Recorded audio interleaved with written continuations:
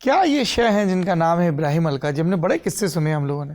A great teacher, a fantastic human being, a true teacher, जिनके अंदर passion था अपने स्टूडेंट्स को पढ़ाने का। सुबह 6 बजे आ जाते थे वो हॉस्टल में डायरेक्शन की क्लास लेने के लिए।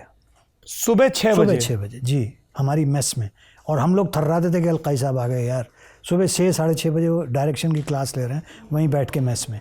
उनका पैशन था और अमेजिंग टैलेंट थे वो, मतलब बयान करना मुश्किल है। पेंटर भी थे, एक्टर भी थे, डायरेक्टर भी थे, स्टेज डिज़ाइनर भी थे।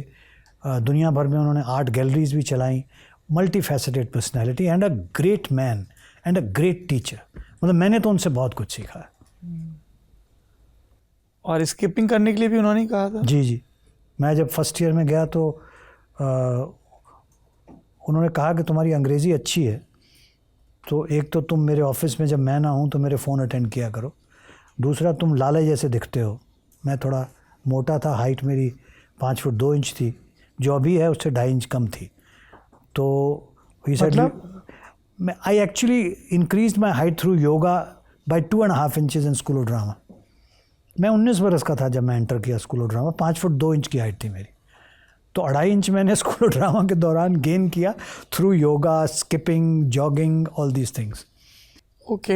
हाँ, तो उन्होंने ये कहा मुझे कि भाई मैं तुम्हें लिख के देता हूँ, ये चीज़ें तुम रोज़ करोगे।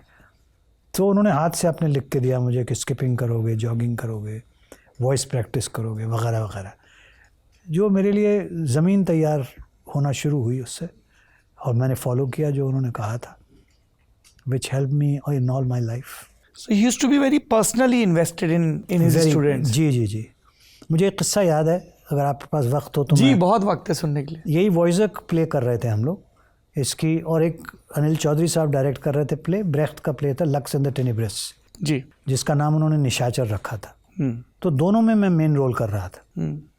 तो मैं वर्कशॉप के बाहर खड़ा हुआ था, वॉइजक का सेट बन रहा था। तो मुझे नहीं पता चला अलकाई साहब कब आए और आके वर्कशॉप में चले गए, और मुझे लगा मैं हटूंगा नहीं, मैं अपने काम से खड़ा हूँ। लौटे तो कहने लगे, so you are preparing both the roles? तो मैंने कहा, no sir, it's I am just working on one because it's not possible for me to work on both. एक पे मैं तवज्जो दे रहा हूँ, तो दूसरा मैं बाद में एड्रेस करूँगा। ये बात शायद उनको अच्छी लग गई। वो गए और फिर लौट के वापस आए और मेरे कंधे पे उन्होंने हाथ रखा, कहने लगे, remember one thing, no two people in the world are same. बस इतना कह के वो चले गए। वो मेरे लिए एज एन एक्टर सबसे बड़ी तालीम थी कि कोई भी दो लोग दुनिया में एक नहीं हैं। That became the basis for me as an actor, which was a great teaching.